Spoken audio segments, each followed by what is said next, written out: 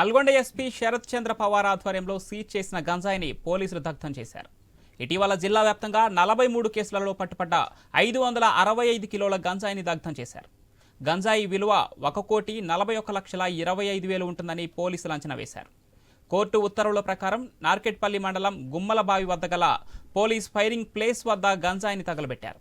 మాదక ద్రవ్యాల నిర్మూలనే లక్ష్యంగా డ్రగ్స్ రవాణాపై పోలీసుల నిరంతర నిఘా ఉంటుందని మరోసారి స్పష్టం చేశారు నల్గొండ ఎస్పీ శరత్ చంద్ర పవార్.